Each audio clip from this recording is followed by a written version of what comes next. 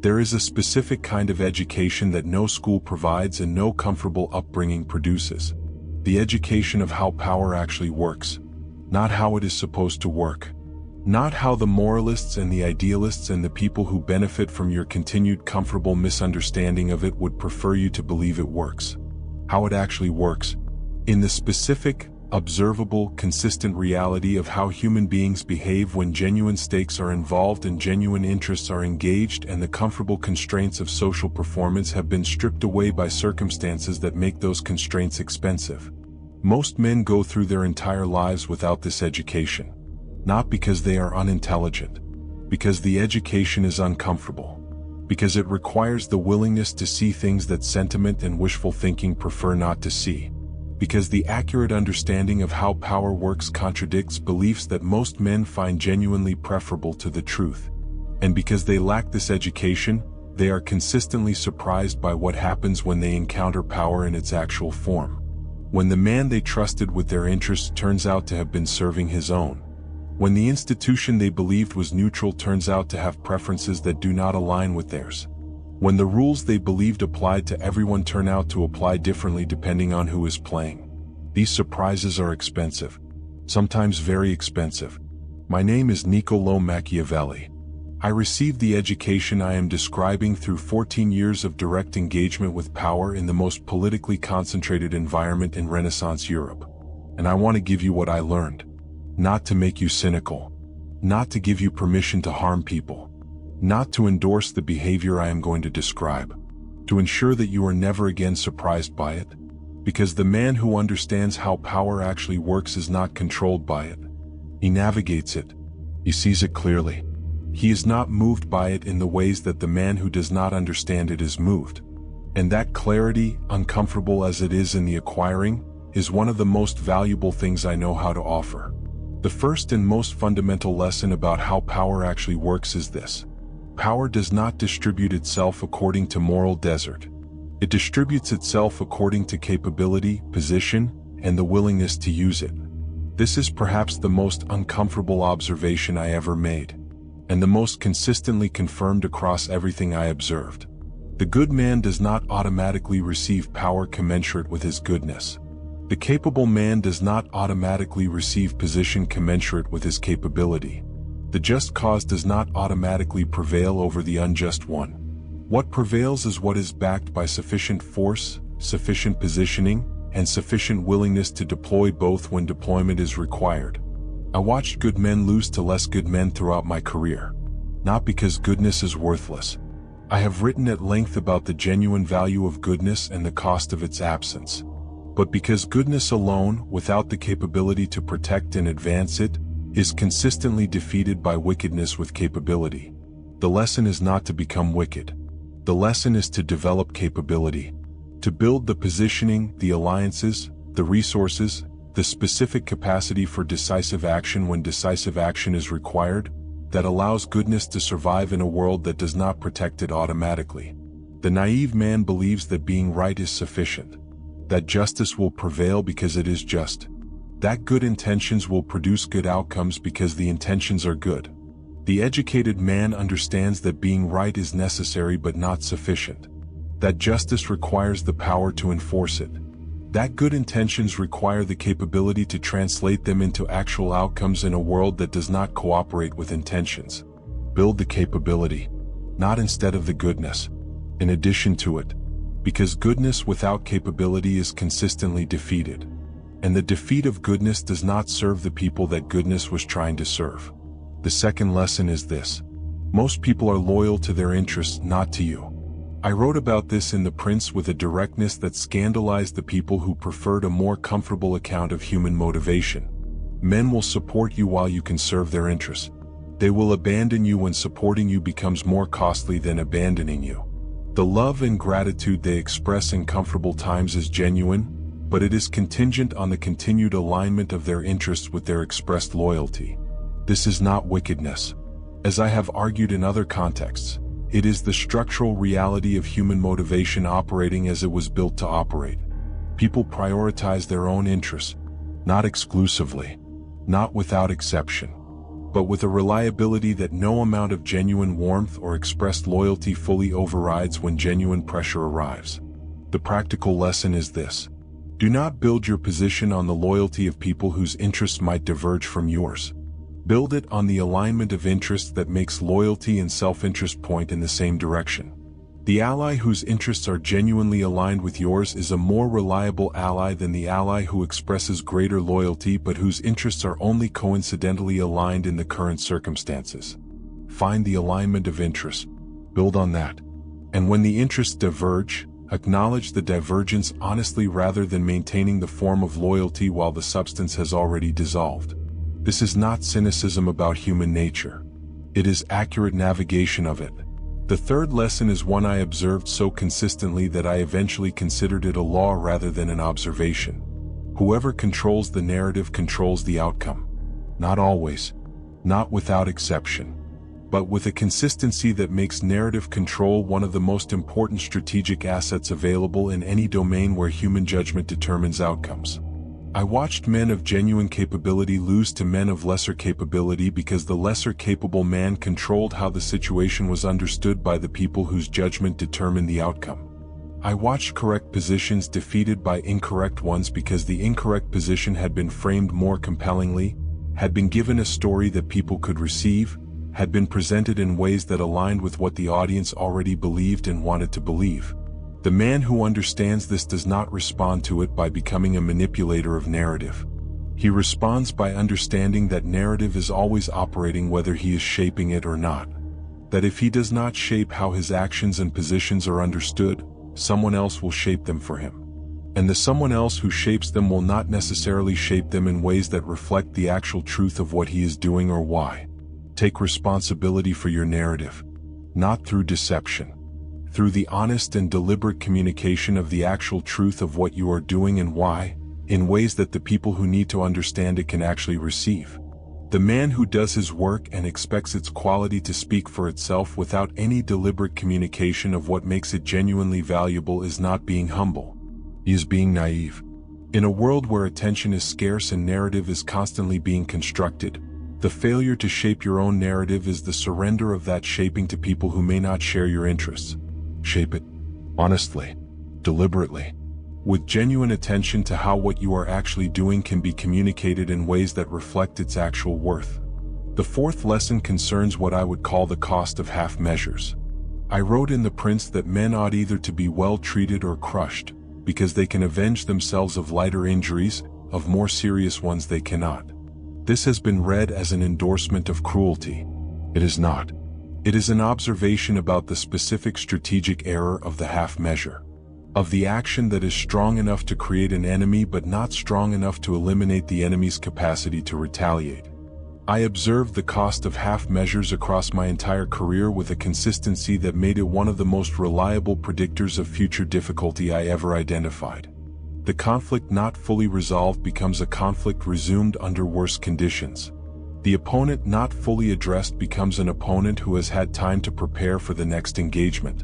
The problem not genuinely solved becomes a problem that returns larger and more expensive than it was when the half measure was applied to it. The lesson is not to be more ruthless. It is to be more complete. To address problems genuinely rather than superficially. To resolve conflicts actually rather than apparently. To deal with situations as they are rather than as you would prefer them to be, in ways that actually change the situation rather than in ways that create the appearance of having changed it while leaving the underlying structure intact. The half measure feels like progress. It is often worse than either the full address or the acknowledged decision to leave the situation as it is, because it creates the costs of engagement without producing the benefits of resolution. When you address a situation, address it completely. When you decide not to address it, accept the decision honestly and manage the ongoing situation accordingly. Do not apply the half measure that creates a worse situation than either genuine address or genuine acceptance would have produced. The fifth lesson concerns time and how power relates to it. Most men think about power in terms of the immediate situation. Who has more leverage right now? Whose position is stronger in this specific moment? What can be achieved in this particular interaction? The men who built the most durable power I ever observed thought about it differently. They thought about it across decades. Not because they were indifferent to the immediate situation, but because they understood that the immediate situation is always embedded in a longer arc. That what is gained in the immediate situation at the expense of the longer arc is frequently not worth the gaining. That what is sacrificed in the immediate situation in service of the longer arc frequently produces returns that the immediate gain could never have matched. The man who wins the negotiation by extracting every possible advantage from the weaker party has won the negotiation. He has also created an enemy who will organize against him the moment the power balance shifts. And power balances always shift. The man who wins the negotiation by leaving something on the table, by treating the weaker party with enough respect that they do not feel the need to organize against him the moment the power shifts, has won less in the immediate negotiation. He has won more across the decade that follows. Think in decades. Not because you have decades. Because the man who thinks in decades makes different decisions in every immediate situation. Decisions that build towards something larger and more durable than any single immediate gain can produce. The immediate win is seductive. It is visible. It is satisfying in the moment of its achievement. The decade-long position is invisible in any single moment.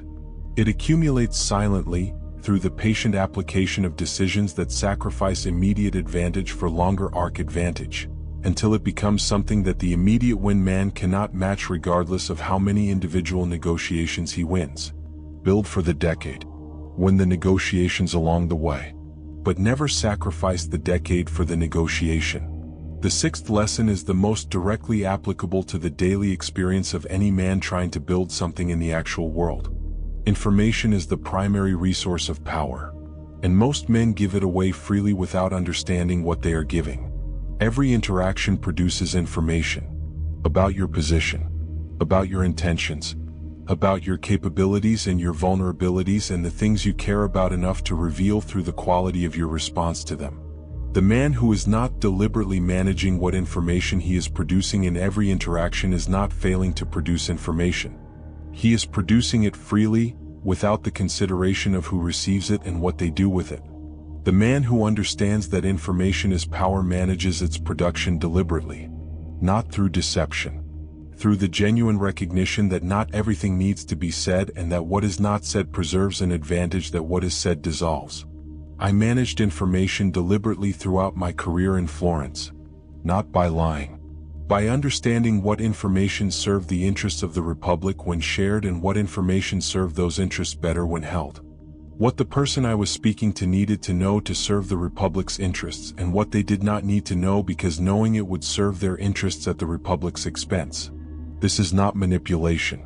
It is the accurate recognition that information is not neutral, that its sharing serves some interests and its withholding serves others, and that the deliberate management of what you share and what you hold is one of the most important forms of strategic intelligence available to any man operating in any environment where human judgment and human interest determine outcomes. Speak less than you know. Always. Not because silence is always better than speech. Because the deliberate choice of what to share and what to hold is always better than the automatic sharing of everything available. The seventh and final lesson is the one I consider most important and the one that I want to state most carefully because it is the most easily misread. The man who cannot be decisive when decisiveness is required will always be controlled by men who can. This is not an endorsement of aggression. It is not a recommendation for the continuous deployment of force or the constant assertion of will regardless of what the situation actually requires. It is an observation about a specific vulnerability that I watched destroy capable men throughout my career. The vulnerability of the man who understands what is required but cannot bring himself to do it. Who sees the situation clearly, who knows what the moment requires, who has the capability to act decisively, and who nevertheless fails to act because the acting is uncomfortable, because it will produce a response that he would prefer to avoid, because it requires the willingness to do something that his preference for comfortable relationships and comfortable self-image prevents him from doing. This man is not good. He is not principled. He is not demonstrating virtue by declining to act when action is required. He is being controlled by his own discomfort. And the man who is controlled by his own discomfort is controlled by anyone who is willing to make him uncomfortable, who can prevent him from acting by making the action uncomfortable, who can direct his behavior not through superior force or superior argument but simply through the reliable knowledge that his discomfort will prevent him from doing what the situation requires. Develop the willingness to do what the situation requires when the situation requires it. Not in excess of what the situation requires. Not as a default mode of aggressive assertion. As the specific capacity to act decisively when decisive action is what the moment actually calls for. This willingness is not ruthlessness. It is the opposite of the specific weakness that ruthlessness exploits. It is the settled capability of a man who can assess what the situation requires and does it. Without the paralysis of excessive deliberation. Without the constraint of the discomfort that the action might produce. Without the vulnerability of a man who can be controlled simply by making the correct action uncomfortable. That capability, developed and held in reserve, deployed only when genuinely required, is one of the most important qualities available to any man who wants to navigate a world that will not always cooperate with his preferences. Develop it. Not to use it constantly. To have it available when it is actually needed. Because the man who does not have it when it is needed is controlled by the man who does. I want to close with something that I want to be very clear about. Because the lessons I have described today are lessons that can be misread in a direction that I explicitly do not endorse. The understanding of how power actually works is not permission to use power without constraint. The man who learns that power distributes itself according to capability rather than moral desert and concludes that he should therefore pursue capability without moral constraint has drawn the wrong conclusion. The man who learns that people are loyal to their interests rather than to him and concludes that he should therefore feel no loyalty to others has drawn the wrong conclusion. The man who learns that narrative control determines outcomes and concludes that he should therefore manipulate narrative without regard for truth has drawn the wrong conclusion. The man who learns that half measures create more problems than they solve and concludes that he should therefore be more ruthless in the elimination of obstacles has drawn the wrong conclusion. The correct conclusions from everything I have described are these. Build genuine capability in service of genuine good. Understand the alignment of interests that produces reliable cooperation rather than the expressed loyalty that dissolves under pressure. Shape your narrative honestly and deliberately rather than leaving it to be shaped by people whose interests may not align with yours. Address situations completely rather than superficially. Think in decades rather than immediate gains. Manage information deliberately rather than sharing everything freely. And develop the willingness to act decisively when the situation genuinely requires it. These are the conclusions of a man who has understood how power works and is using that understanding in service of something genuinely worth serving. Not in service of his own aggrandizement at the expense of others. Not in service of the accumulation of power for its own sake. In service of whatever it is he has decided is worth building in the world. And whatever that is, it will be built more effectively, more durably, and with more genuine benefit to the people it is supposed to serve, by a man who understands how power actually works than by a man who does not. That is the education I have been trying to provide today. Not permission. Understanding. Use it accordingly.